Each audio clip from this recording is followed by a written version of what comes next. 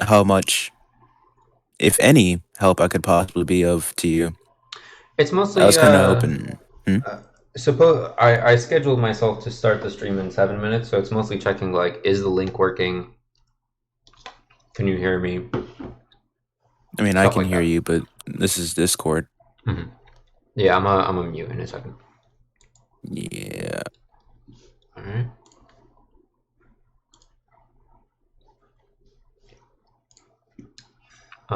Is it? How's it going? I presume you're probably doing a test right now to see if. Mm-hmm. Oh, Is it working out all right?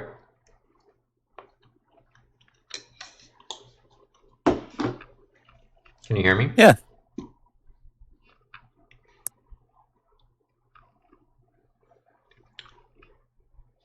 Oh, I That's a hell of a forgot. delay. Yeah, I forgot. It's like 20 seconds by default or something like that. Um, okay. I'm gonna, I'm fucking talking to you through Twitch. Goddamn! I just Yeah, realized. pretty much. Pretty much. Okay. Let me go ahead and move this. Okay. No.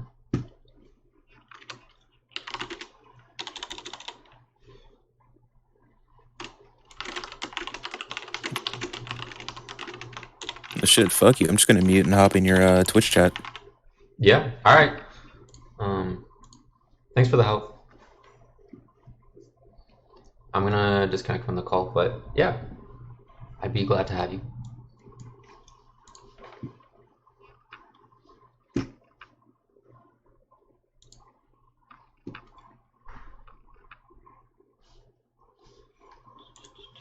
I think it's this.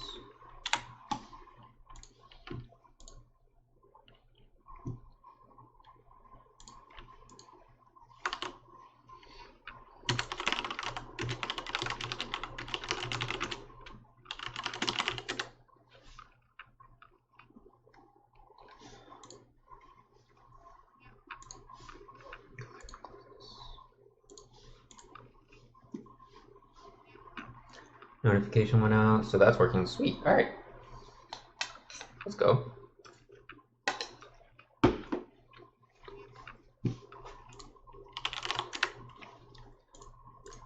I'm just gonna do some last minute setup while until it hits 8:30, basically. So I want. How can I make a heat map?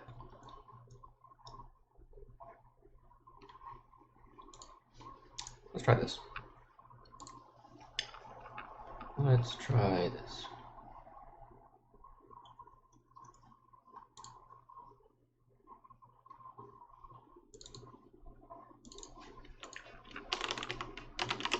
A little bit of noise from your background, but that's about all audio-wise. Okay, thank you. Let's try to fix it. Let's add a filter.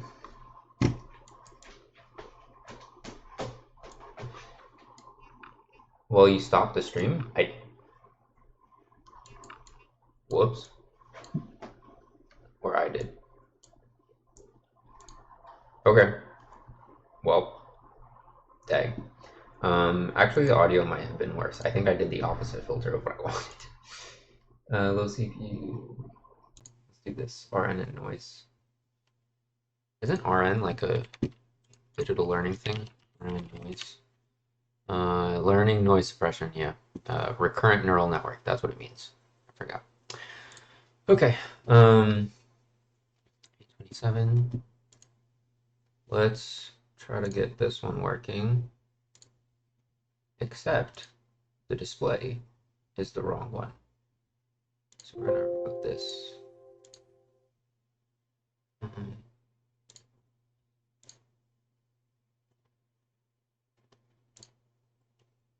Nope. All right, I did it even worse. I should have done this a little, yeah, black screen. Yeah, I'm trying to get it to show up on my other monitor.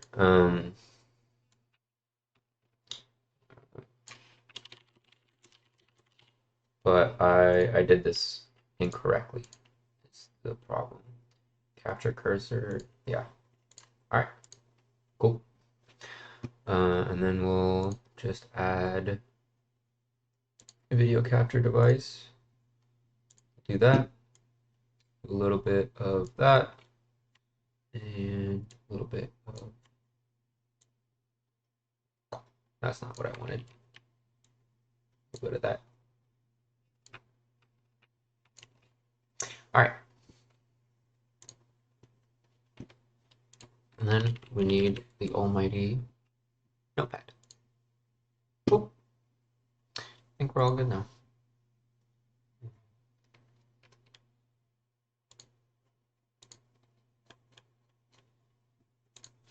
Wait.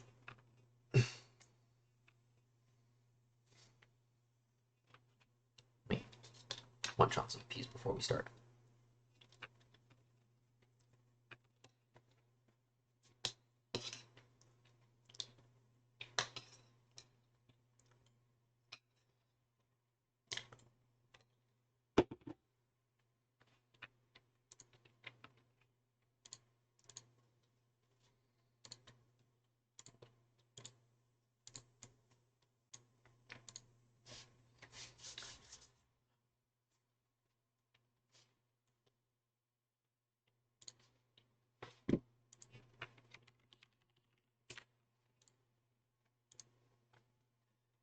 Okay, so here's the deal. I hear nonstop about how. Here's the deal. I hear nonstop about how nobody has fundies, Rob mains don't have fundies, Luigi mains don't have fundies. Those are probably the two biggest offenders, honestly. And might be true, might be true. But the main question I wanted to ask is like, what are fundamentals even? So that way, even though it is still a vague term, I want it to be like a little more clear. And honestly, I've been thinking about this for the past couple years now about what are fundamentals for all games, for fighting games, for other types of games, FPSs, MOBAs, things like that. And so I wanted to try to bring some sort of direction if somebody's like, I want to work on my fundamentals, I want to improve my fundamentals, what do I do? I think that's a really hard question to ask. You go on YouTube and you go on. Let's take a look. Let's do a little Google search. Fighting game. This is a little spoiler for what's coming up. Fighting game fundamentals. Um, Learn how to play. Okay, there are things like poking, movement, spacing, punishing, blocking. All right, this is all actually. Oh, wow, this is a good list. This stream might be useless. I think, okay, Google has gone a lot better than the last time I looked this up. But the stream might actually be useless. A 10-minute read. There's a Medium article on this. Oh man, that's a lot of league players keeping track of. Oh god, I think they're even going in the same direction. Oh my god, they even have the same No, I wasn't using this meme, but I might be a little superfluous as a person. That's fine. We're gonna keep going. So basically the conclusions I've reached are mostly based on two posts that I've seen. I've come across these years ago. One about a year ago, which is a tweet from Brian F, and the other one is a Reddit post kind of recapping Last Shadow or LS or Leandri Salesman. He's a League of Legends coach. He used to be a coach. He used to be a commentator for the Korean League. Um, and he's basically mostly a content creator at this point, right? And so he put a list of fundamentals together, and he said, if you want to improve, these are the things that you want to work on, and these are the things that you don't want to work on. These are not fundamentals. Um, and so the main points, I'm just going to briskly go over this, is trading, right? You want to know when you're making a trade, when you're doing a short skirmish, what kind of I don't know if y'all can hear that. What kind of factors are going into that? Why are you trading? Things to think about. These are basically just things to think about. And his philosophy is that you go 50 games in a row, and you care about literally nothing but your CS. Your CS is like you have little minions going through the lane, right? You kill them, you get some gold, and there you go. You get some gold, and this is your main source of income in League. And so it's really important that you have this kind of on point, otherwise you fall behind really quickly. And so his suggestion is that you go 50 games in a row, right, which is about 25 hours of League, where you play a few games a day, and you do nothing but focus on CS. You literally ignore all of your teammates, you ignore the objectives. You are specifically just going, how can I get the most CS per minute? Or just the most CS I can in this game. Uh, some other things, some spacing, right? How far away are you from your opponent? Focus on this and nothing but this for however many games, and you will improve in them. And these are kind of incremental things. He puts these in probably harsher terms, knowing LS, especially knowing LS from at least 5 years ago. He's improved, I think. He hasn't really coached much recently, but that's okay. And so the extra important part are what are not fundamentals. What do you not want to focus on? So I think a great example in terms of Smash is trying to get on Yeet Smash. If you want to be on any of these videos, click away. This is not what we're going for, right? Like ridiculous reflections in Smash Ultimate. This is not fundamentals, right? Getting in Yeet Smash is not fundamentals. So we're gonna actually kick off the list. Smash fundamentals, not fundamentals. Getting on Yeet Smash. Oh, all caps. All right, so getting on Yeet Smash is not a fundamental. Don't worry about it. All right, all these things like 10-second stocks, this is not a fundamental. Quick stocks. This is not a fundamental. Spikes are not a fundamental. What else is not a fundamental? I don't know what else would not be considered a fundamental. Maybe it's mostly spikes. I think most people just consider spikes. Air dodge reads. These are not a fundamental. This is not a fundamental, at least in my opinion. And so, right, the point is that you have these core areas that come up in basically every single game that you play. Every time you boot up League, you are gonna have these interactions in your games. Weird build orders, weird item builds, these are not gonna come up every single game, so don't worry about it. You're not there yet. When you're there, you'll know. At least as far as I can tell. You have roaming. You have special ganks, right? So when do you leave your lane? Don't worry about it. You don't have to leave your lane. You just have to know who's coming to you, who's in your lane right now, and what do you do in your lane. You don't have to worry about like, oh, this is the time that I go to somebody else's lane. Cheeses, for Smash, this is mostly going to be spikes, I think. Perhaps like there's air dodge reads, there's roll reads. Roll reads might be, we'll get there.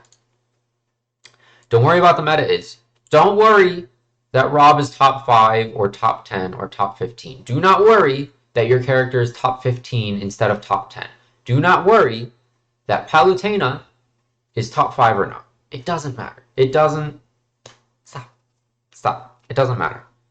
Counter picks. This is I think another one that's really strong in Smash. For the most part, if you're not probably bottom 3, bottom 5 character, it doesn't matter. We're talking about Smash Ultimate, by the way. Melee, I have no idea. I don't play Melee, man. I'm a boomer. No, not a boomer. I'm a zoomer, and I don't play Melee. I need a buffer in my games. That's the problem. I need a buffer. Otherwise, I just miss every combo. Yeah, it's not pretty. Okay, so your counter picks, they probably don't matter, right? If you are like me, right? I'm trying to go from 1 and 2 in pools at a major to getting out of pools. It does not matter if my character loses to Zelda or my character loses to Joker, because chances are the people that it takes to get out of pools are not at such a high level, and chances are you aren't either, at such a high level where the counter pick is actually the flaw. The flaw is probably you're not understanding their goals, you're not understanding their spacings, things like that. Um, and so these are what aren't fundamentals. And so my definition that I'm at least going to be working on is fundamentals are things that come up in every single game often enough to the point where you can divide the game in a meaningful way, right? So it's kind of hard because, again, this is an ambiguous term, but fundamentals are like neutral, advantage, state, disadvantage, which isn't particularly helpful, right? So this is something that comes up in every game. Neutral comes up in every game. Advantage state comes up in every game. Same with disadvantage. These come up in every game, but it's a little too abstract, at least for my taste. Um, so I would want to divide these a little bit further. Um, what did you miss? I don't know. How long have you been gone? Just gonna watch out some peas real quick. My bad. I'm not checking chat. I'm trying not to.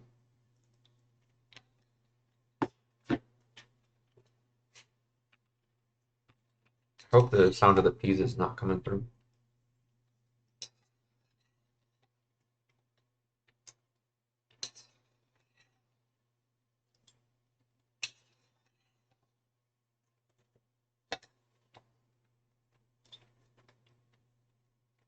The peas are good. All right.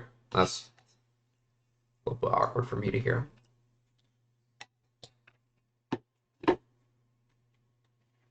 You were gone like 2 minutes. Is there anything that occasional bull scraper then? Okay. Thank you. I'm not sure if there's anything that you want me to like go over or something that was particularly confusing. I didn't. I like had an outline in my head, but I didn't write an outline going into this, and I didn't have a, you know.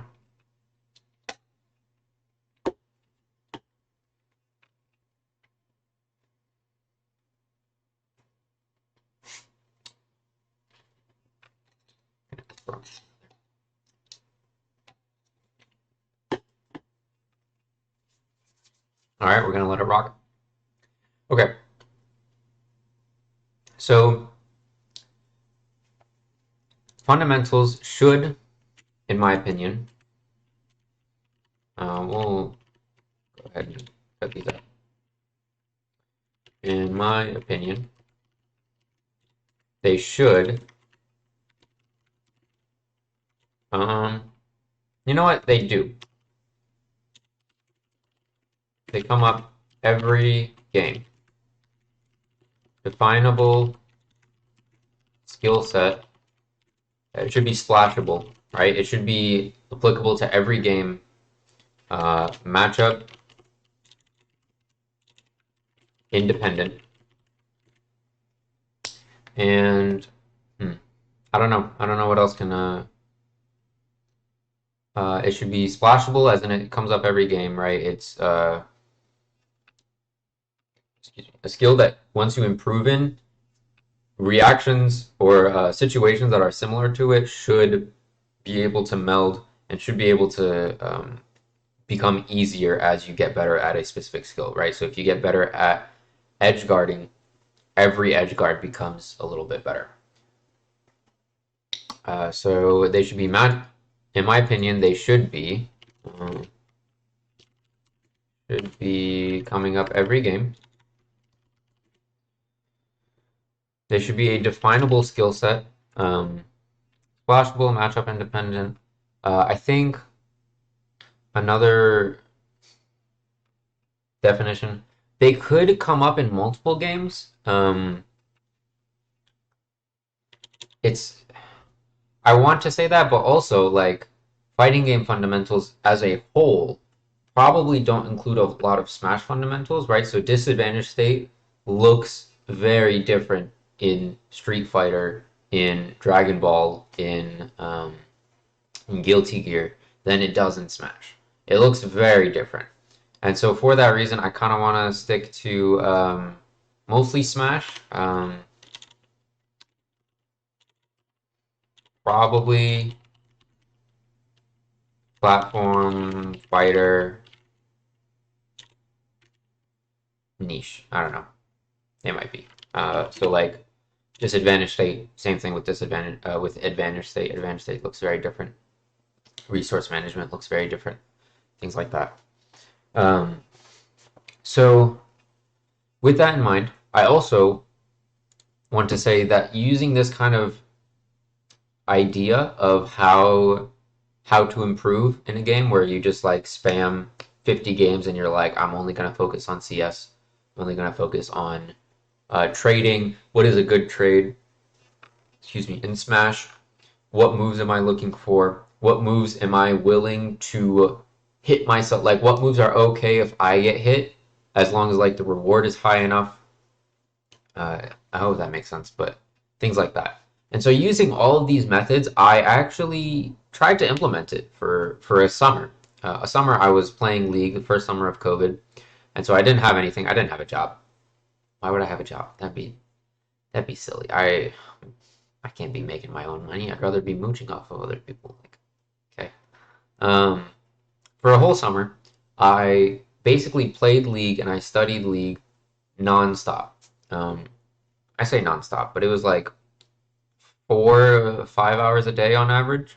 I would wake up, I would practice, I would go into training, I would study VODs. Immediately after I lost a matchup, I would look up a VOD of a higher level player, a higher elo player, studying it, things like that. And so I actually rose all the way to gold. It's not that. It's not that. Don't worry about this. Hey, this we're gonna just ignore all of that. Probably that too. We're just gonna, yeah. Hey Zai, how you doing? Just hey, uh, don't worry about it. I saw I wasn't in your top 10, but that's okay. I um I don't derive my value from the opinions of others, so it's cool. Okay, okay. So I actually rose all the way to gold. For reference, I hadn't played for, I think this is 4 years. I hadn't played for about 4 years and I was bronze. And I was able to get to gold. It took me, I think in game that there were some trackers in there, and the trackers said that it took me about 300 games. We can actually look and see. Um, you aren't in Louisiana anymore, that's why, bestie? Thank you. Okay. That's, I can live with that, yeah. Um, so we can actually see oh, another thing was, right, you don't want to just go with flavor of the month picks, right? Not fundamentals, meta, slash flavor of the month, slash new DLC, right? Sora's going to come out. It doesn't matter if he's good or not. Sora is not a fundamental. You either choose to play Sora or you don't. So whether or not he's good, don't worry about it. Just keep playing. And so most of my games, I played almost 300 games of Annie. This is probably the simplest champion in League. There might be one simpler, but I wouldn't know. So I've spent about 300 games of Annie, and I got a 56% win rate, which I think is good. I actually have no idea, but whatever. I think it's good. So most of my other champions, I don't even hit 50 games with the next highest played champion, right? So I am spamming these games, and in my mind, I'm thinking, I'm only going to get CS. And honestly, this is probably not a good idea for a team game, especially if you play with friends. Every game I played, my friends were groaning because I would never help them. They were drowning. I don't need a template. So my friends would just they'd be sitting in the bot lane, about to be ganked by my laner, who I am not really paying attention to. I'm only caring about whether they're in my lane or not, or rather they're coming to my lane. I don't really care otherwise. I could see the jungler on my map, but I'm not going to tell them, right? Because I know. I know. Why would I tell them? That all I know is that the jungler is going top and not mid. And they would go 0 and 4, 0 and 4 in bot lane, and I would not help them because I am busy getting cannons. I am busy getting other minions.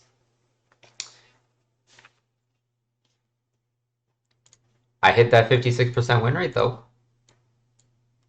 I got the rewards for being in gold though at the end of the season. So who's a bad friend? Clearly not me. That's fine.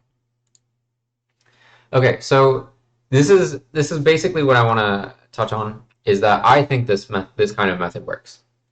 There might be a better one for you. That's fine. It doesn't matter.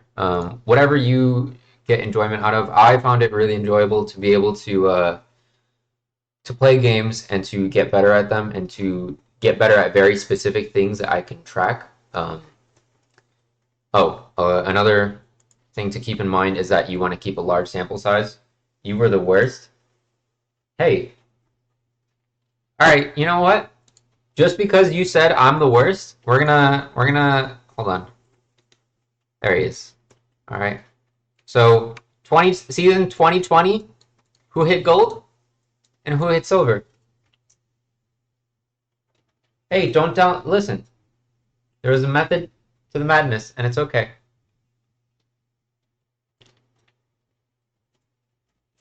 It's okay. Don't worry about it. Try me again. Try me again.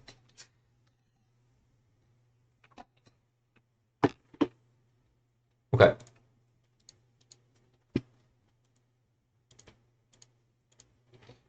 So I think this method works, and I wanted to combine it with another skill, with another.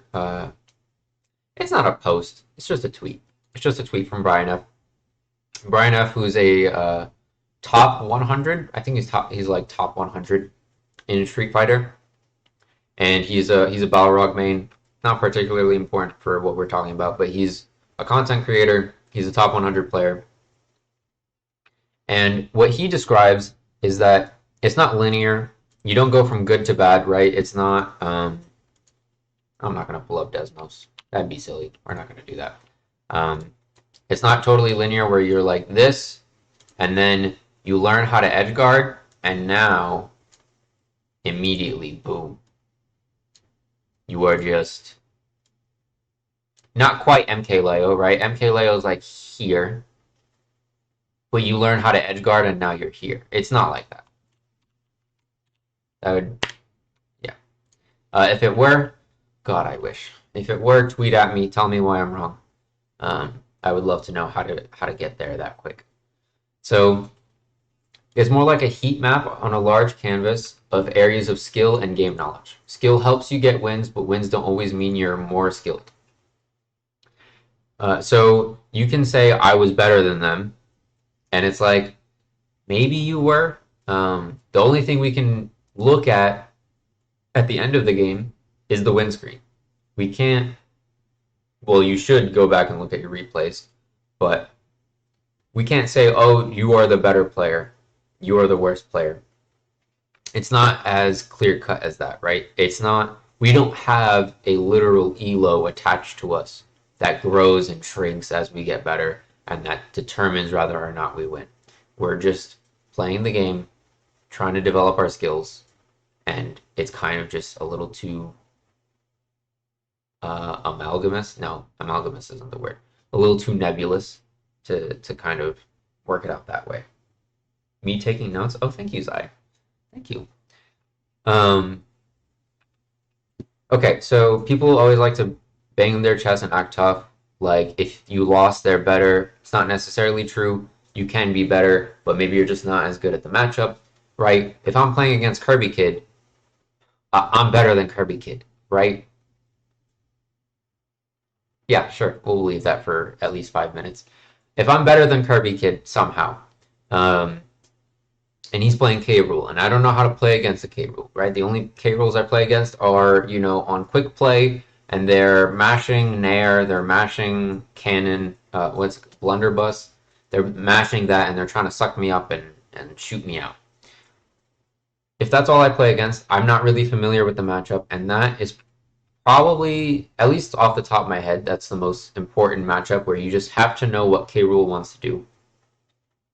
And so maybe I'm the better player, maybe, but I lost. And so, like, it's a little too muddy to say who's the better player. You just look at your wins and you try to get better.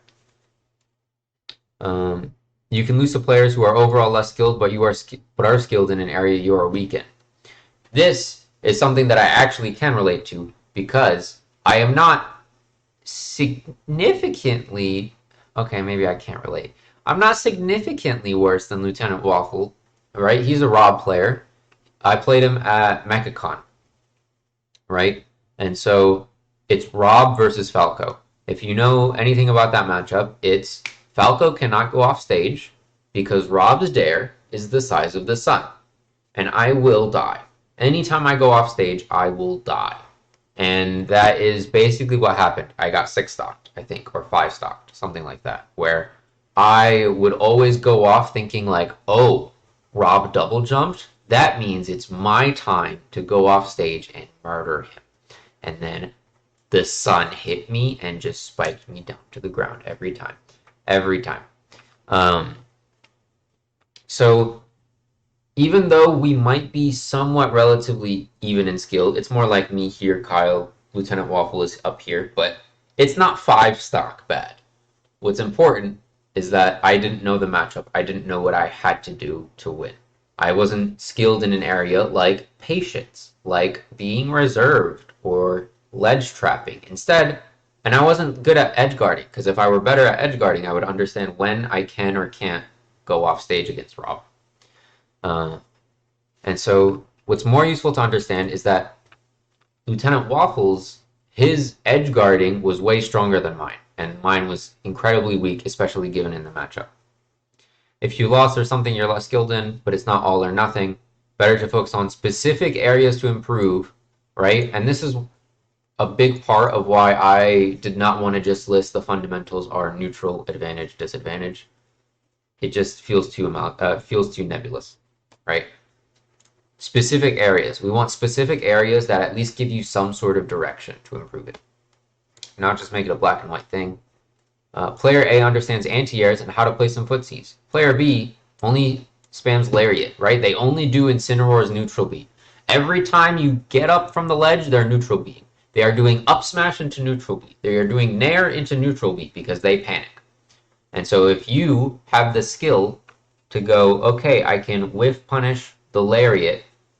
Trick question, you can't whiff punish the lariat because you will probably get hit in exchange. But if you know how to punish it, that's what you do. If player A doesn't know how to punish lariat, it doesn't matter, right? It doesn't matter if I have better combos, if I edge guard better than the Incineroar, if I ledge trap better, because if I get revenged into the Alolan Whip, right, the side beat, and then I can't deal with the lariat because it's a good option. It's a good option. If I don't know how to punish it, I'm gonna lose, right? If they have such a strong option and I don't know how to punish it, why would they do anything else? It doesn't. They shouldn't. They should try to win or they should try to get better. Don't get it twisted. The W is what matters at the end of the day. So if you ever lose, that's on you. Oh God, I don't. The Timothy Shalaman, Lead Wonka. Okay, sure.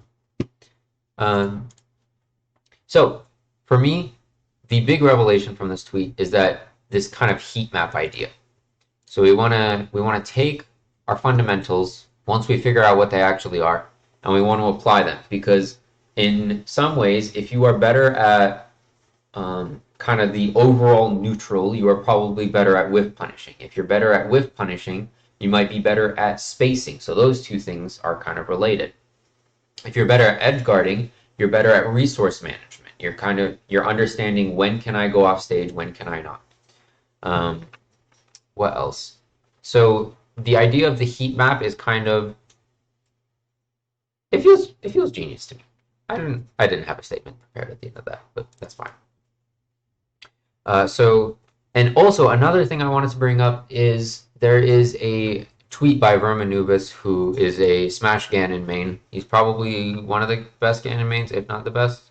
Probably one of the best Ganon mains in the world. Um, and I at least like the ideas that he talks about in his videos. And he talks about it's not just similar to what Brian F is talking about, where if I don't know how to punish Lariat, if I don't know the matchup, I'm going to lose.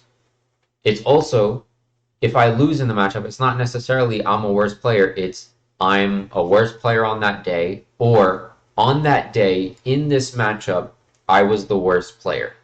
And that's all that means. On this day, at this time.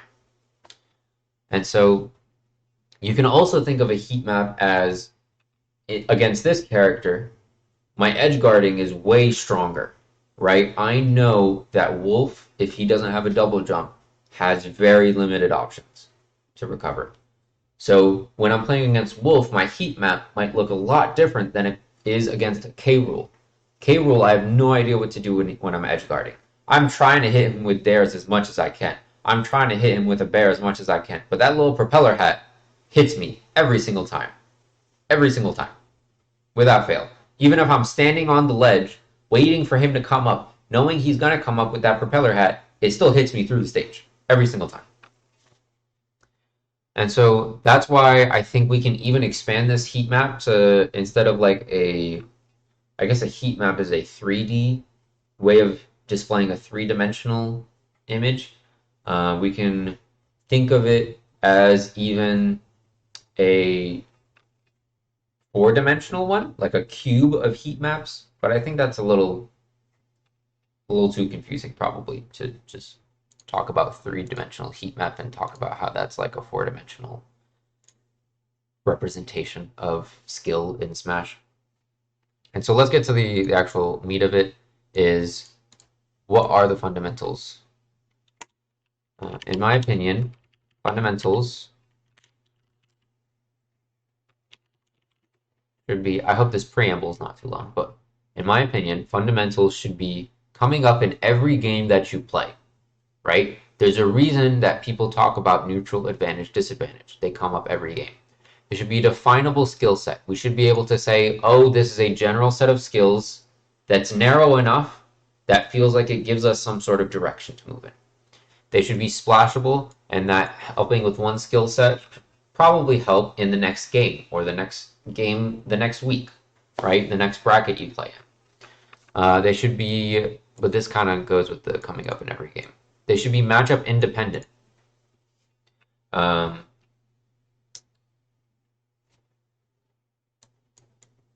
worry about this.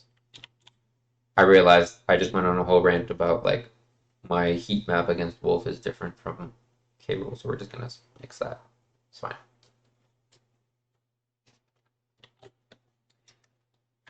It's probably going to be a platform fighter niche, just to keep it specific enough to where it's useful and not too vague. It's probably going to be platform fighter specific. So, you know, Nick Brawl, Rivals. I'd say this should apply. This should apply to Smash and Rivals. Because as far as I can tell, Rivals is the platform fighter that breaks the mold the most, just by not having a ledge that you can hang on and not having a shield. Maybe other platform fighters do this, but I think it should apply to both of these games. Otherwise, it's like, is it really a fundamental? Is it really coming up in every game? And so, Smash fundamentals. Feel free to interject and let me know what you think is a fundamental and what isn't. But the first thing I can think of is it's going to be edge guarding. We've been talking about it for a while, so we're going to talk about edge guarding. Edge guarding comes up every game, right? Rather you do it or you don't, it comes up because at some point they're going to be off stage, unless you're playing on like the Little Mac Arena map, which I guess it's not a fundamental, but ignore that. Whether or not you choose to edge guard, right? it is a choice that you have to make. You have to either decide whether you're going to stay on stage or you're going to go out and try to get the kill. Um, the second thing that we can talk about is, let's stay in the same vein of neutral. Well, this is going to be advantage state, so we're going to talk about ledge trapping. You can actually probably break these down into advantage, disadvantage,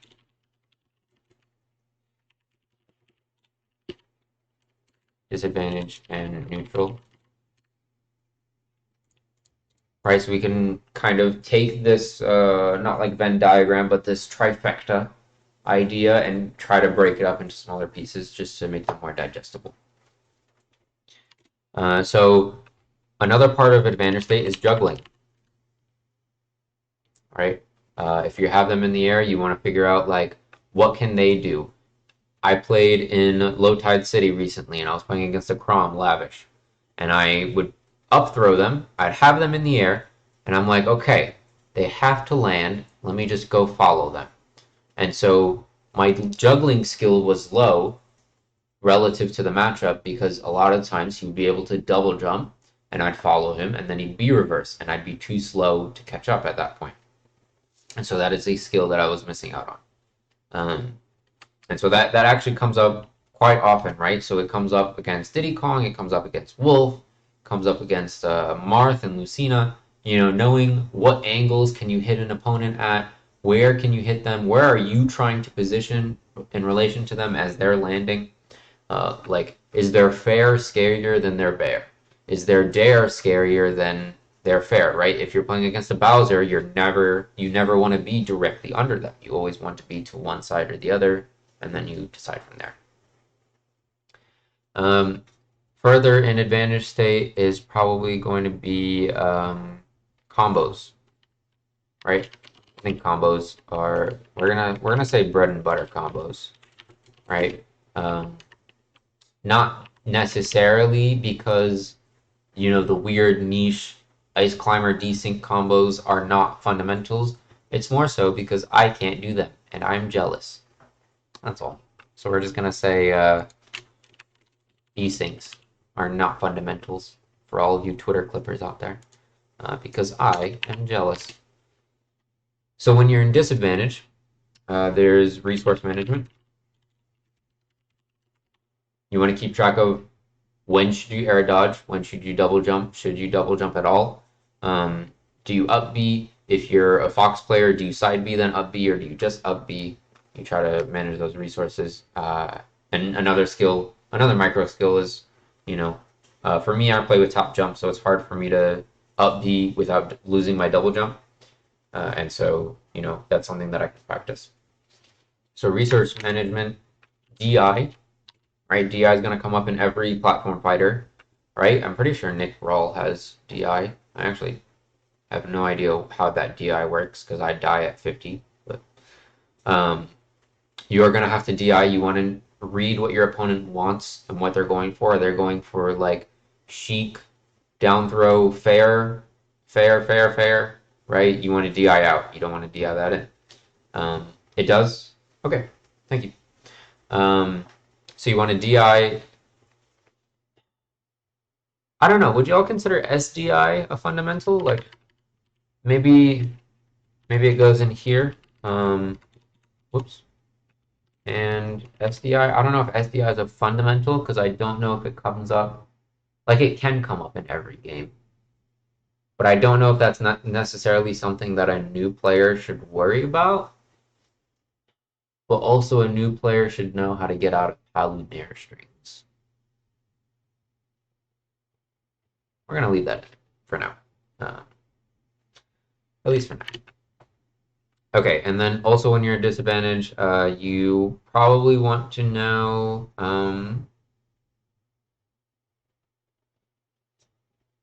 I think those are the main ones, right? You wanna learn how to manage your resources, and you want to DI properly so that you don't die at like 30. Or so that you don't get hit by, Roy jab F smash. Roy jab F smash. I'm telling you. Okay. So we'll leave that in there. Okay, in neutral, The I'm gonna borrow a lot from Momochi, not Momochi. Is it Momochi? Momochi neutral. Uh,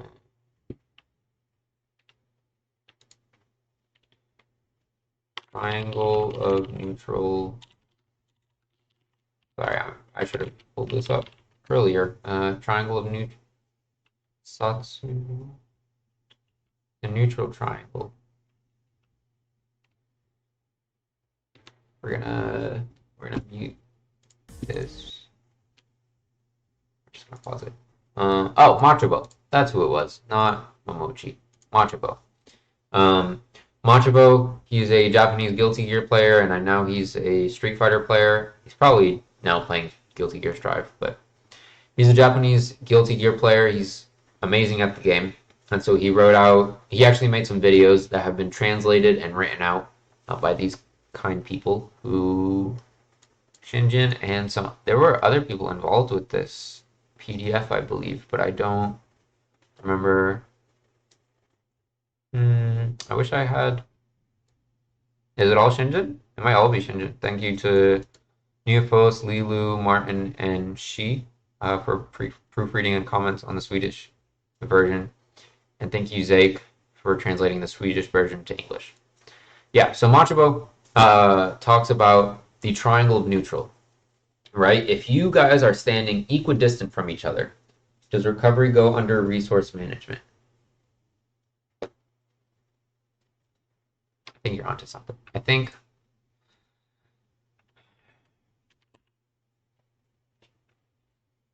resource management or resource management. Let's see. Resource management falls under more than just recovery because it goes under juggling and it goes under like trying to avoid juggling and trying to get out of combos. And so I think, yeah, I think recovering would have to be its own separate thing. Though it would make me question if we should have recovery and resource management, or maybe resource management gets absolved. I think we can leave those two there for now. Well, thank you for the suggestion. So Machabo talks about the triangle of neutral. I mean, double jump, air dodge, and up B are used for recovery. Yeah, they are used for recovery, and so that does make me question whether or not we should have both in the list. Either way works. Yeah, we'll see. We'll do a little wrap up at the end. I'm gonna try to wrap this up in about 20 minutes. It's just gonna not be a fancy heat map like I wanted, because I have to go to sleep. I don't want to go to sleep. Whatever. It's fine. I don't want to go to work tomorrow. Oh God, I feel like I'm in a Garfield comic. I've literally, oh my God. Okay, so this is totally unrelated, but I have literally woken up and grumbled about Mondays in the office. Like, oh, Mondays, am I right, guys? Like, I feel like all of my childhood just escaped as I spoke those words, and I have never been the same since. And it's just, it's rough out here. Okay. On to, let me drink some water. We'll talk about Machabo and his genius.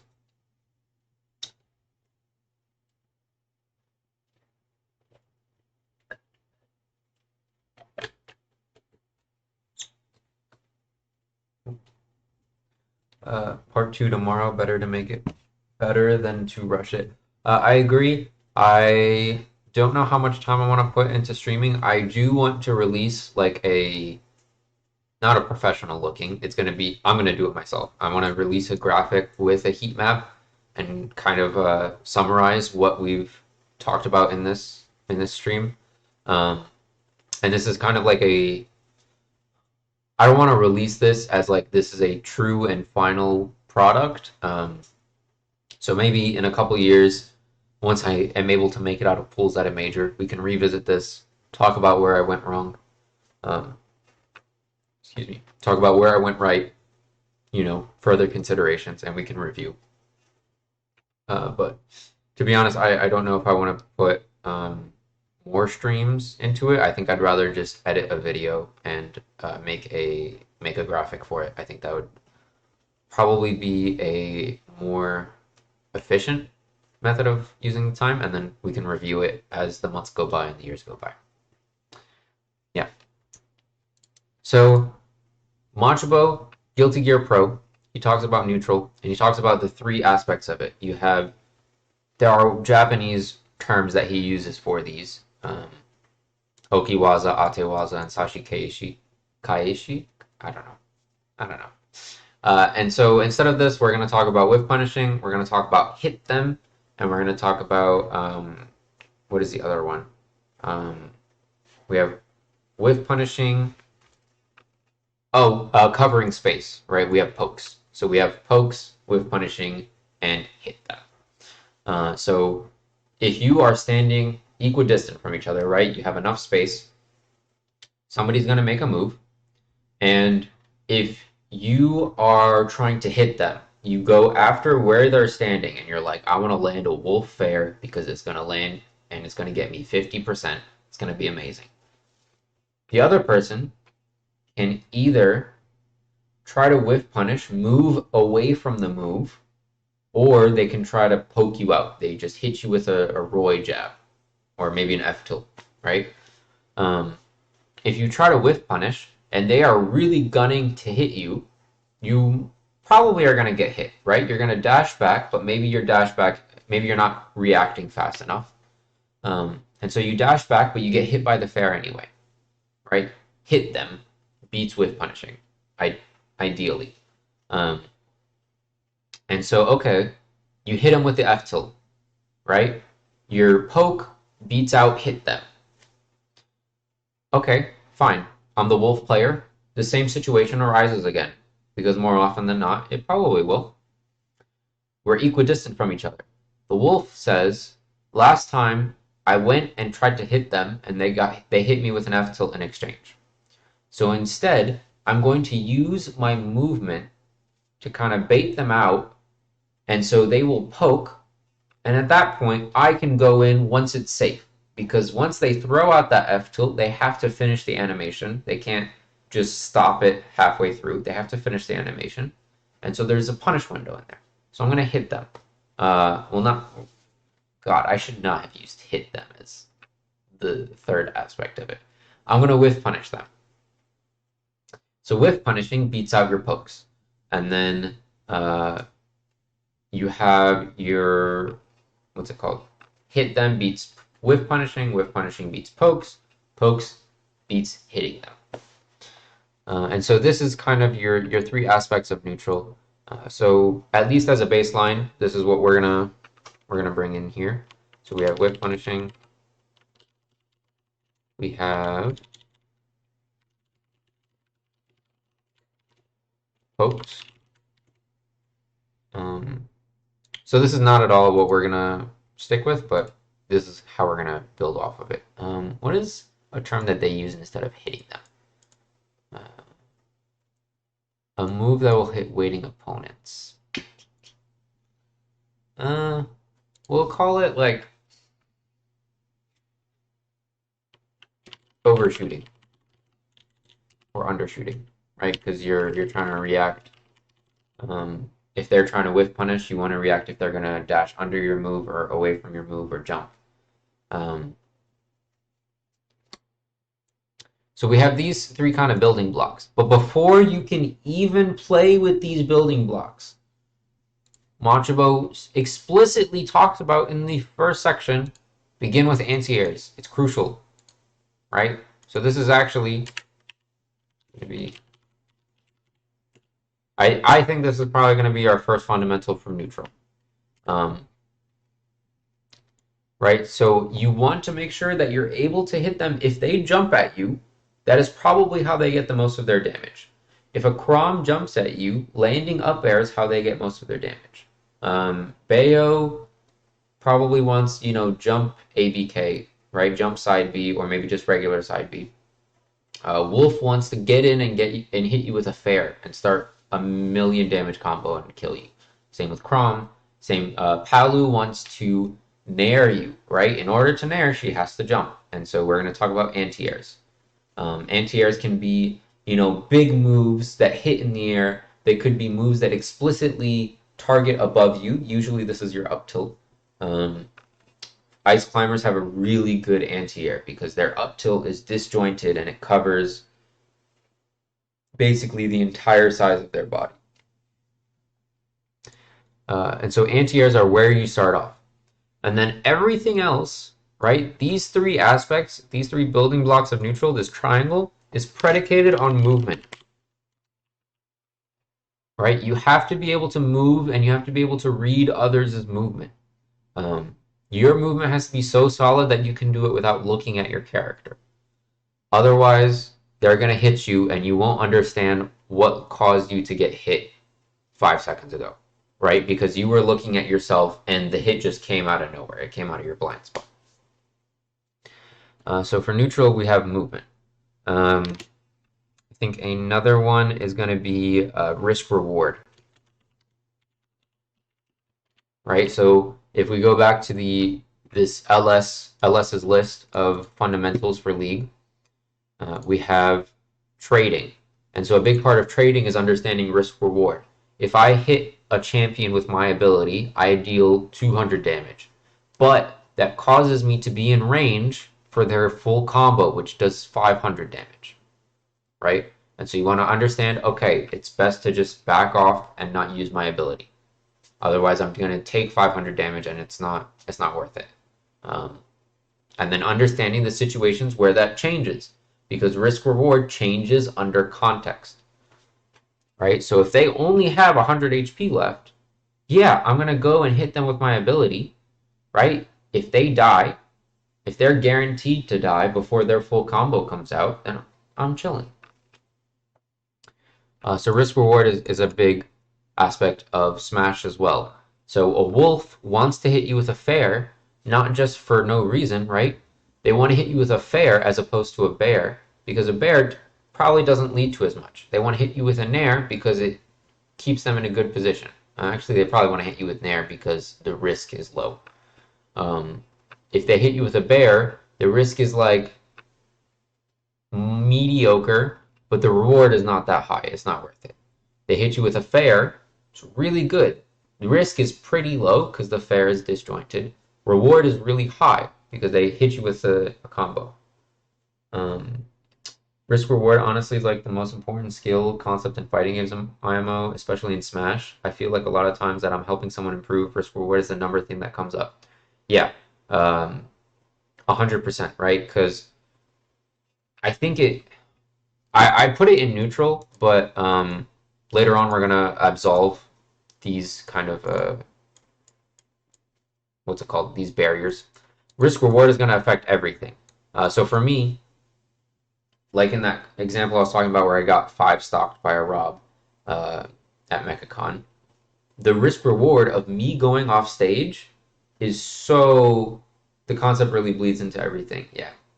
Yeah. And so the risk reward, if I go off stage trying to edgeguard a Rob, the risk reward is so in the Rob's favor, right? The risk of me dying is super high if I play Falco because my recovery is super linear. And Rob's there is so large that it's easier for him to hit. Meanwhile, my reward is that if I hit the Rob, chances are they'll have enough juice to up B and still make it back, and now I'm off stage anyway. So the concept really does bleed into everything. Thanks, Tippy. Thanks for joining. Hope to see you again soon. Okay, so risk reward it really does bleed into everything. You're right. You're totally right. It's kind of a little ignorant for me to leave it so far down the list. And so I think movement has nice analogs to things like mouse accuracy, mouse speed. Risk reward has good analogs for trading and for minimap awareness. Anti-airs, I don't know if there's really an analog for this in League. but I feel pretty good about the list that we have right now. We have, what are some other things that come up in every game of Smash? I think it's movement, anti-airs. I guess watching the opponent would be one, and keeping an eye on them, maybe. I thought about having here. We'll go ahead and we'll delete these. Um, I thought about having refresh rate come up as a fundamental. This is something that I was introduced to by Pinkfresh, a MDVA min main. He's been a really good player for a long time, and he talked about refresh rate and talked about how top players, they are able to understand what situation they're in, and they're able to understand when that situation changes very quickly. So if I throw out a fair as a Falco, like I'm jumping out and I throw out a fair, in my mind, I'm exposing myself here because this is a really bad habit. In my mind, it hits every time, right? Um, Meanwhile, if I'm a top player, I throw out the fair and I refresh and I think, okay, did it hit? Did it not?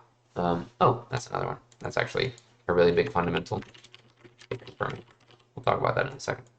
Uh, I don't refresh mentally what's going on the screen. I just throw out the fair and assume it hits. Um, and so top players, they'll recognize very quickly, like, okay, it didn't hit. That means I have to drift. It hit their shield, so I have to drift back. Things like that. So I thought about having refresh rate in here, but that might go. That might. Hmm,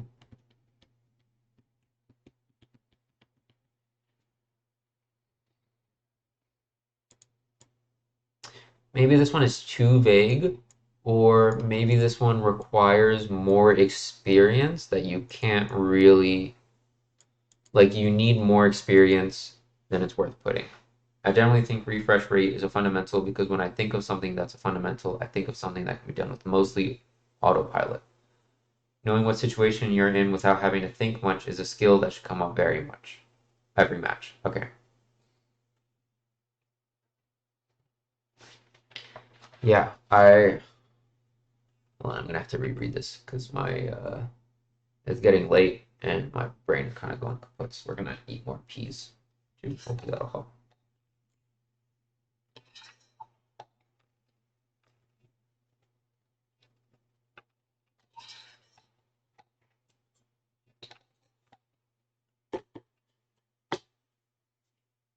Okay, I think that's a really interesting point to bring out about fundamentals. Is that um, eventually can become autopilot.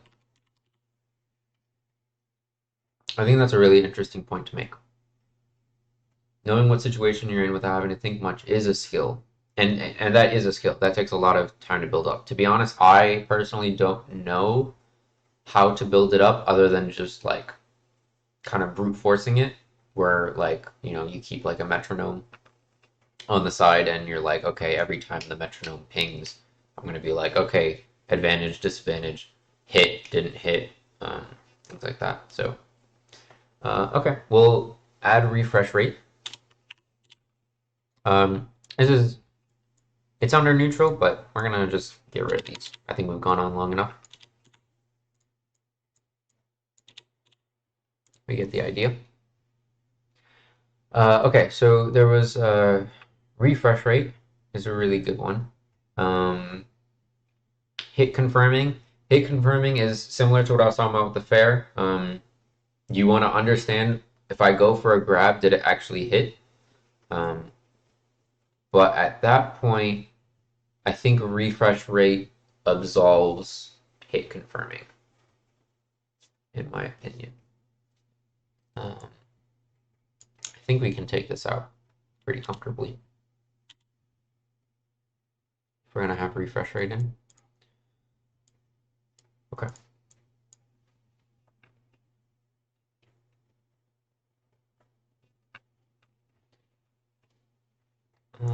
at least for the time being, I feel pretty good about this list. This list is actually a little more than it's about the same size as these fundamentals.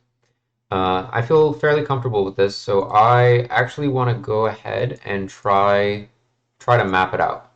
We're gonna do this, and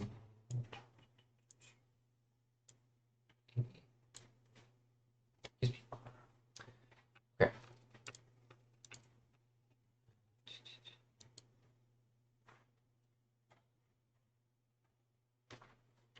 Oh, here's another big thing that I think is not a fundamental that people care way too much about. Oh my God, matchup ratios. Matchup ratios. And we're actually going to take out new DLC because tier lists. These are not fundamentals. Y'all, please stop talking about tier lists. I don't care if Pyramithra is number 2 in the game or number 3.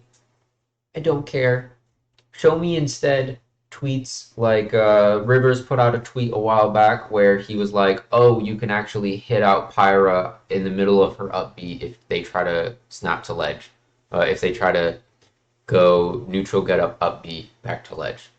Show me stuff like that, y'all. Like, it doesn't matter if they're high tier or not. Just play the game. Please. Just play the game. Okay. Yeah, it bothers me when people, like, I'll play somebody with Falco, and I'll play somebody for the first time, and we'll play 5 games, and they'll be like, yeah, I think this matchup is actually really bad for me. Or I think this matchup is even. Like, bro, I went 1-2 just now, and I went 0-2 the time before. I don't think we're like paragons of our characters, you know? Alright, no more soapbox for now.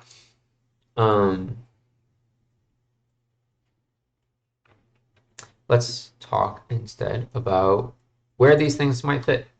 So I think edge guarding and ledge trapping are pretty close together. Do you think one could get good, whatever good means to you, without strong fundamentals? Like getting good with specific character in a way that's niche to only said character. Camera, please focus.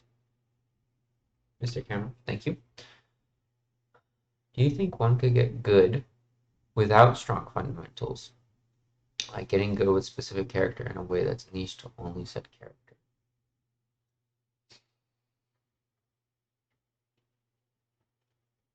I think this probably requires talking more about what it means to be good. And I don't know if I personally am ready to talk about that. Um, like I don't know if I have a good idea of it because as far as like my brain tells me, the only definition of good is literally like, did I win an interaction with intentionality, or with previous practice, right? That's why I wasn't sure what quantifies good for you or in general. Yeah, I wish I could tell you, but if you want to hop in a Discord in a bit and talk about your thoughts on what you think good is and whether or not somebody can be good with strong fundamentals, we can talk about it. I won't have like answers for you, but I definitely would love to talk about it and just kind of question you on it and try to see if we can navigate that area more. Um, Getting good with a specific character in a way that's niche. So like I think Icy's mains fall into this kind of trap a lot. Icy's mains, probably Luigi players fall into this trap a lot where it's like I only want to focus on desyncs. I only want to focus on 0 to deaths. I only want to kill them with every touch. When that might, in my opinion, it's misguided because if a Samus comes up to you and you play against a Samus, like you need the more prevalent thing in that game is going to be whether or not you can get past missiles and charge shot and Zair. Um, Like that's the more prevalent thing. And so hmm, I don't know. I got terrible fundies though. I'll tell you that. Listen, if my definition of fundies comes up in every game, and this is like uh, not dependent on what character I play, I got terrible fundies. I got terrible fundies. I play Wolf, who's like arguably the closest like honest character, I guess, or maybe like I've tried playing Palu, but that does not go well. I at least I get frustrated with it. But yeah, thank you for all the questions. I appreciate it. Take a drink of water.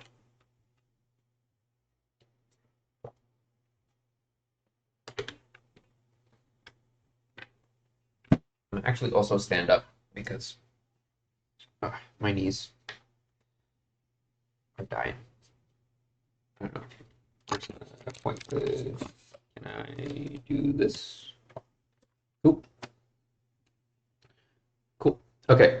So getting onto the actual heat map of it, how would we want to do this? I think that something like um, juggling and resource management might be close together. Are you going to upload this stream or anything, by the way? Yes. This is actually going to go up. I'm recording it now, and I will upload it to YouTube.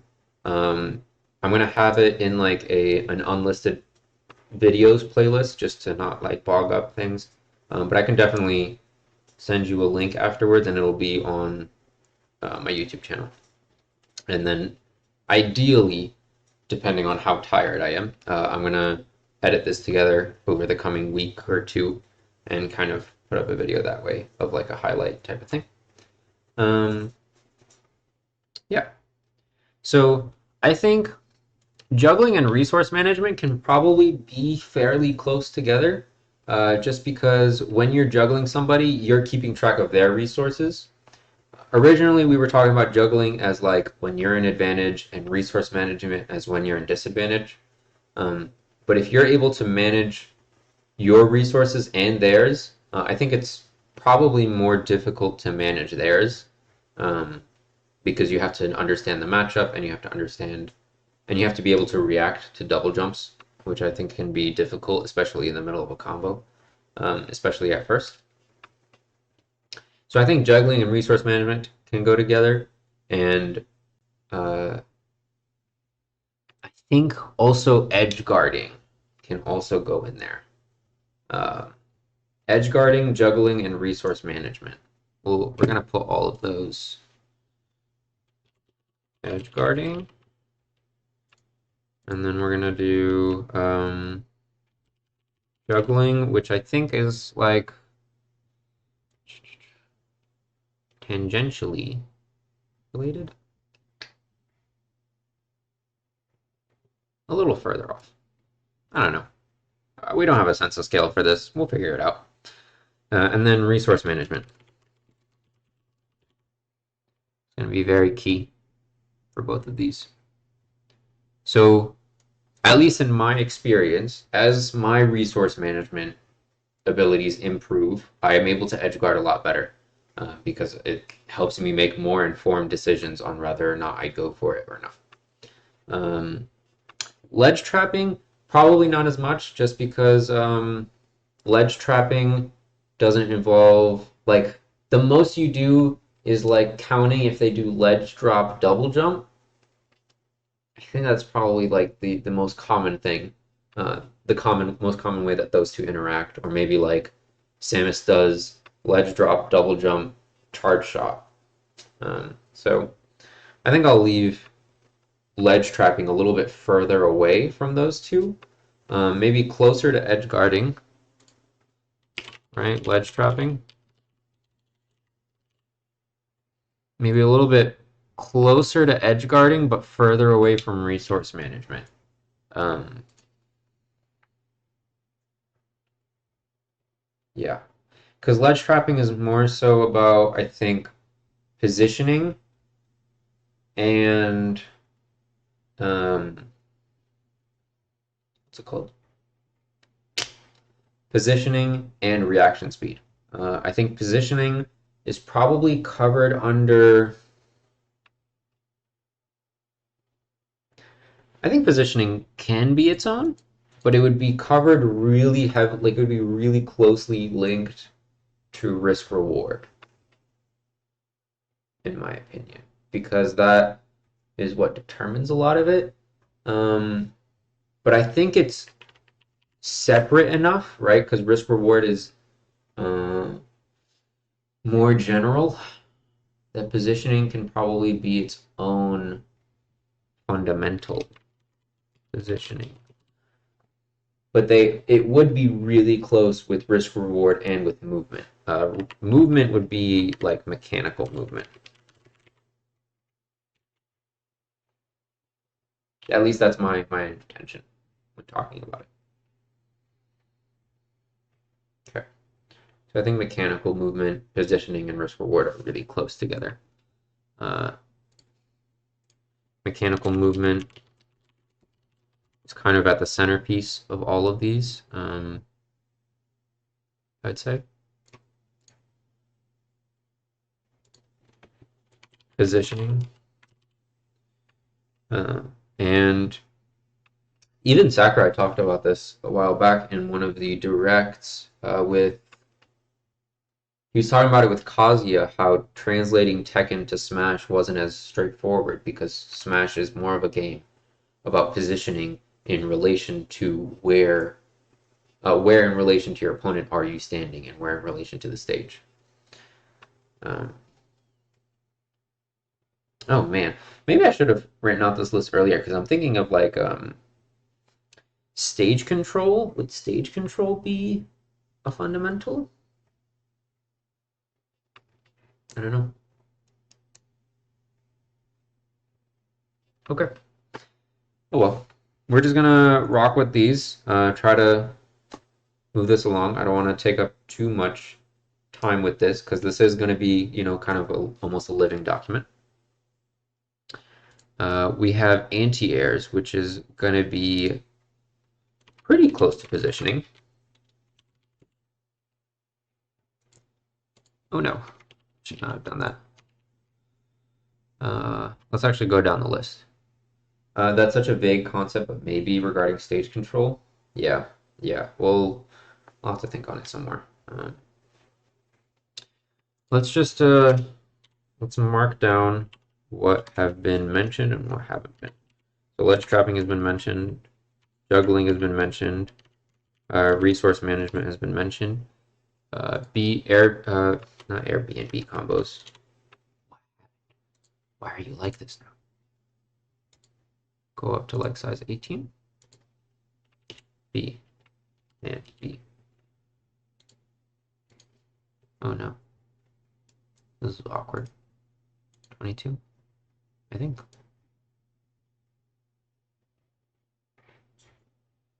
Yeah, hopefully this is it. Bread and butter combos.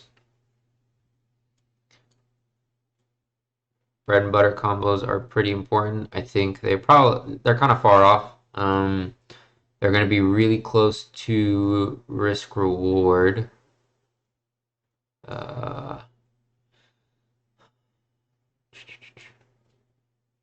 We're gonna.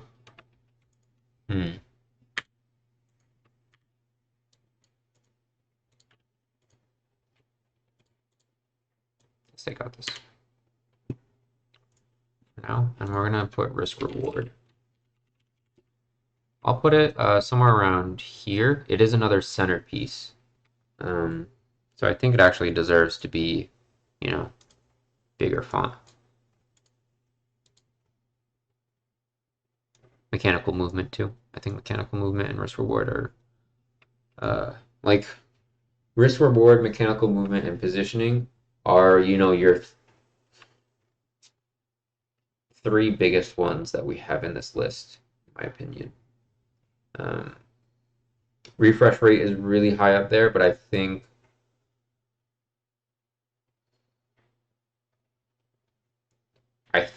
you can go further without developing refresh rate than you can without developing risk reward.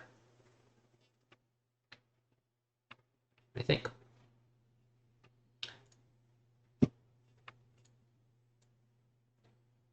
Scoreboard.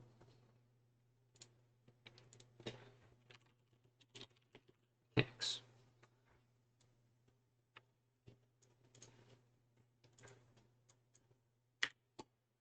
And positioning.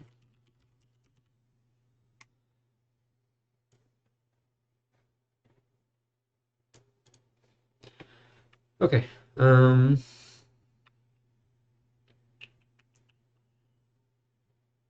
All right, so we've got mechanics down. We've got positioning down, risk reward down.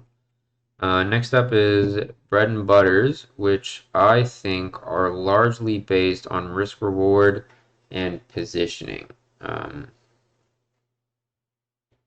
More, well, it's, damn, maybe I pigeonholed myself with these three. I might have pigeonholed myself. Because these three are just so, like, these three are just so prevalent and so dominant and, like, pervasive in everything. So might have done that. We'll think on that some more. But bread and butters, combos, these are going to be, we're going to go back down. I think we had 22 as our font. We're going to move this like here. I think it's pretty important. Actually, just knowing your bread and butters is not as much about risk reward. I think risk reward comes in like which one do you use and which combo do you use. So I think it leans more on this side. I don't know. I only have 2 dimensions to work with. Yeah, those three cover literally everything. Yeah, I definitely might have pigeonholed myself really bad. Really bad. Like I started this talk off saying like I don't want to talk about neutral advantage disadvantage because those cover everything. Meanwhile, all right, whatever. Whatever. Gotta gotta move on. Gotta find out where to improve on. DI and SDI, this is going to be largely based on positioning and risk reward.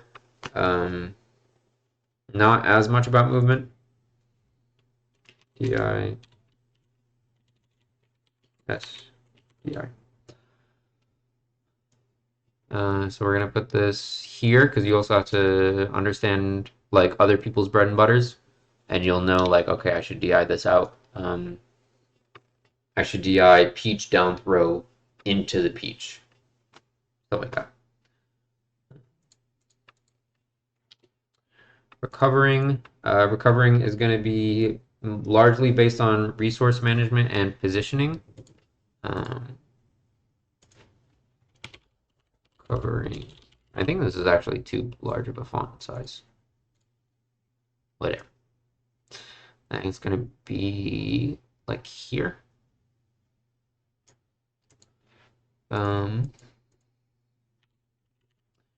Anti-airs, largely based on positioning.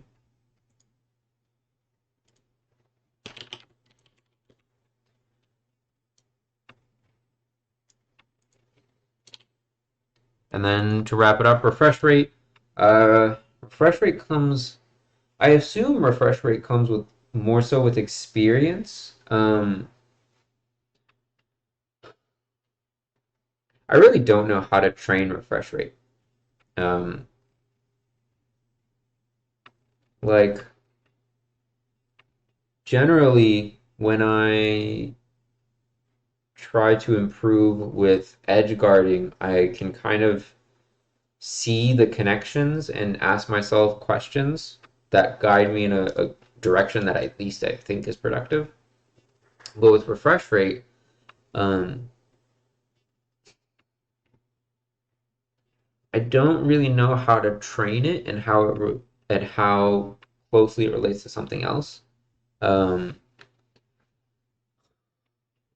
if I ask myself why didn't I refresh there, it's probably like, oh, I was thinking about something else. Um, and it feels very independent of risk reward. Like while it's more so like refresh rate is mostly experience, but it comes down to pattern recognition. Yeah, it's pattern recognition. And so I think it's safe to say that this is, let me get back on camera. I think it's safe to say that this is more so independent because like you refresh and you calculate your risk reward. You calculate your positioning afterwards. Um, so I think it's safe to say those are independent and it just comes with experience. So we'll put refresh rate like way out here. But it does deserve a larger font. Let's go with like 28.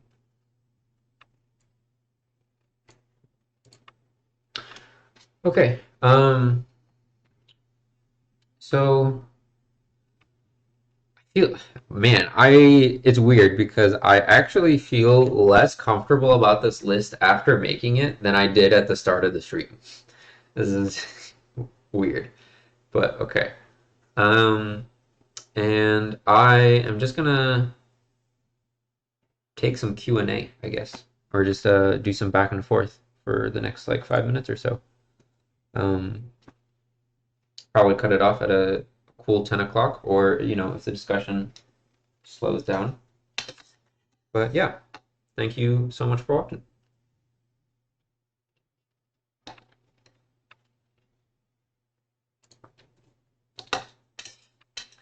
Maybe I should have had dinner before stream, because I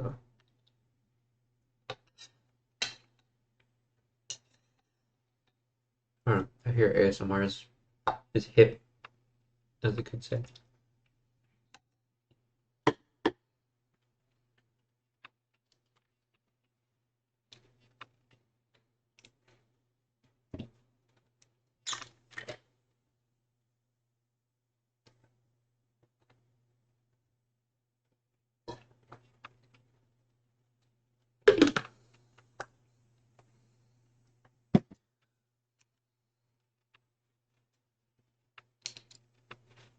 Thank you. Yeah, I just get really annoyed by Twitter people. I think is probably how a lot of these streams will probably go down.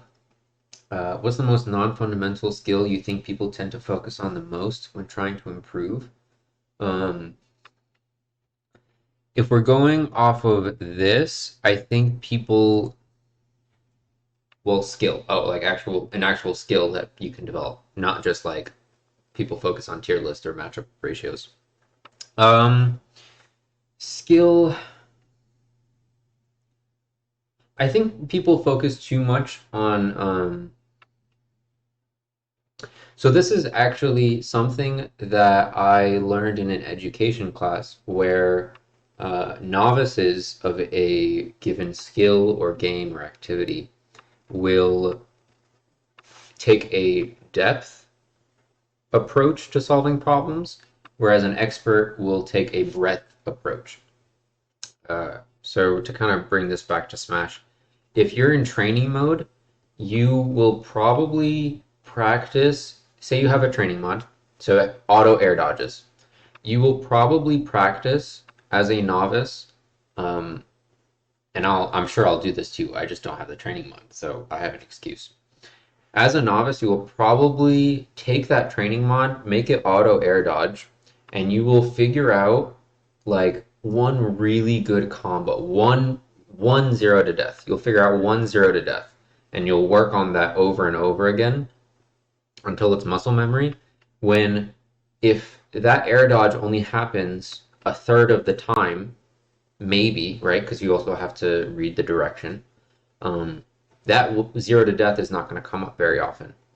And so I think people will take that depth first approach where it's like, if they air dodge, I know exactly what to do, instead of taking a breadth approach, which is like, I'll have the bot air dodge a quarter of the time, I'll have them do nothing a quarter of the time, I'll have them jump. So that way, like, when they first encounter somebody who jumps, they at least have an idea of like I can up air here.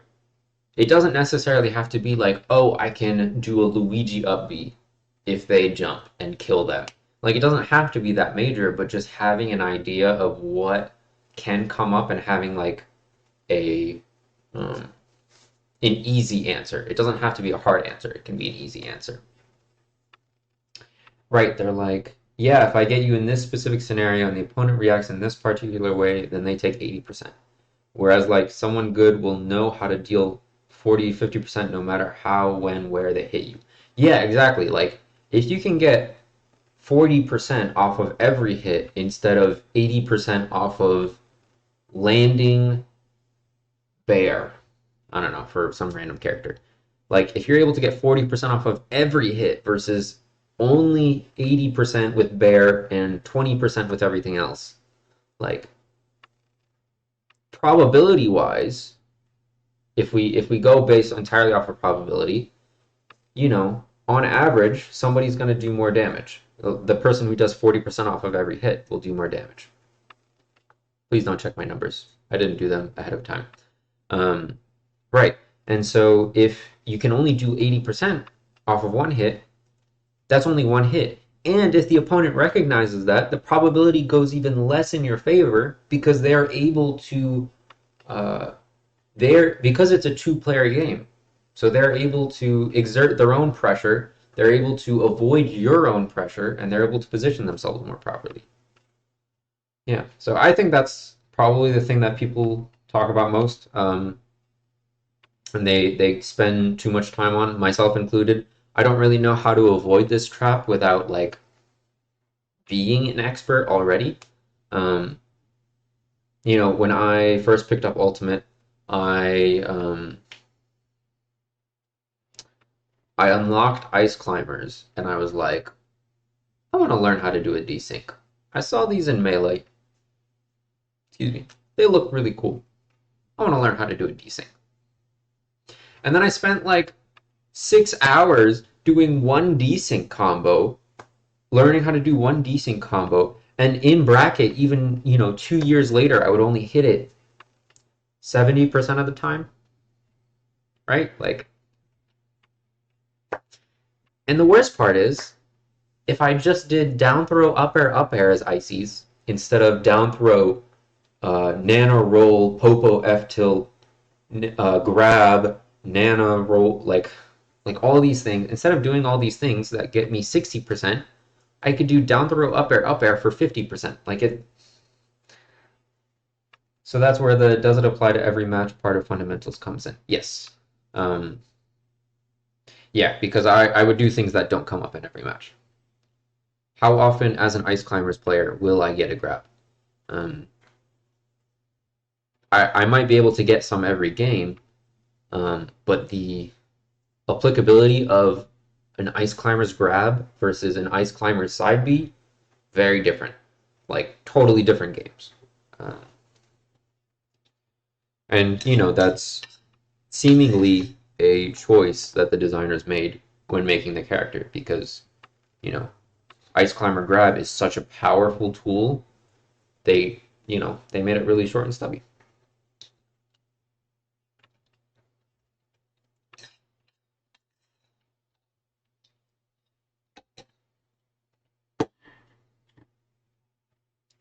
Oh, because you got me on a soapbox, as soon as my camera fixes, I'm going to go back on another soapbox. This is not related to fundamentals or skills, but I get really annoyed when people say this move should hit. Like, oh, my ZSS fair should connect. Like, maybe it should, maybe, but you're not a designer. You're not the designer of ZSS. So stop talking about what it should do. Just react to what you did, or figure out how to make it more consistent. Like, I don't know. If Smash 4 Bayos can started developing like, oh, if I get single hit witch twist, which happens sometimes, but if I can influence it, then I can do this as opposed to this. Like, if the top Bayo players do that, it doesn't matter if your ZSS fair should hit. You should be able to like adapt to that. Like, that's what your energy should be directed towards. right, that's I have no idea. Like, I'm probably gonna rant about that another like 15 times over the course of the next year. Oh my God, that exactly. My favorite thing is when players suddenly become game design experts when they complain. Oh my God, absolutely. You are not Jonathan Blow. You are not Miyamoto. You are not Sakurai. Stop it. Like, you are 16 and you are barely passing algebra. Calm down, please. Uh, and it's like, oh, my ZSS pair should connect at every percent at every positioning, and then they don't take that next step of like, what happens if ZSS pair connects at every percent every time, all the time. Um, and you know they're not going to because they just want to complain, and that's fair. That's fine. They can just complain. Um, I just wish, in general, people were more honest about when they were venting and when they were like, "This is my constructive criticism." That's bad game design. Okay, bro, you missed a kill confirm because you didn't practice. Oh my God.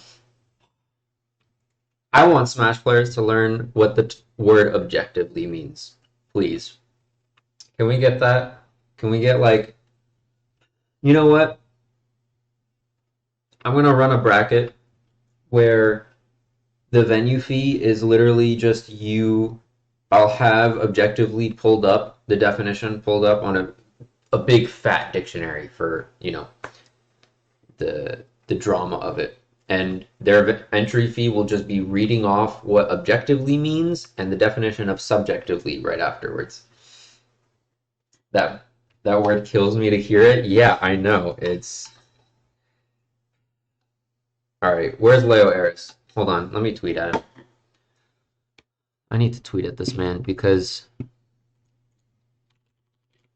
Twitter. This is directly at him, and I don't want to just talk about people behind their back. So instead, I'll just tweet at him. Leo Eris. I'm still thinking about when you said ledges, no, platforms being sticky was objectively bad game design, and I want you to know that.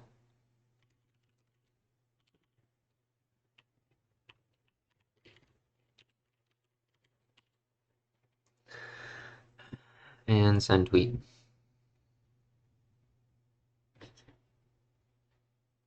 All right. Okay. Because I can't have you in my chat anymore. You make me chaotic evil.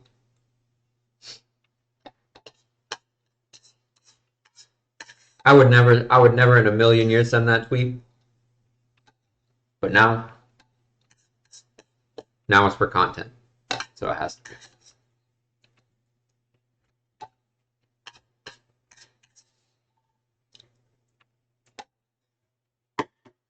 Let the toxicity flow. Okay. Okay. All right. Thank you so much for coming. I really appreciate you, like, not only coming in, but also chatting it up. I really appreciate that. I will try to get a more developed heat map going, and I'll publish it on Twitter. I will send you a link to the VOD whenever it gets uploaded, whenever it's done processing on YouTube. And tomorrow, I don't know, maybe some other time, I'm going to do VOD review. Yes, it was a good time, definitely insightful. Thank you. Thank you. I appreciate it.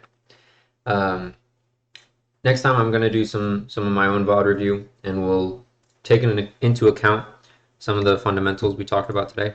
And we'll say, like, I think the thing I need to work on most, personally, I don't know. What is the thing I need to work on most? I haven't played the game in like a week. Oh god, I haven't played the game since like LTC.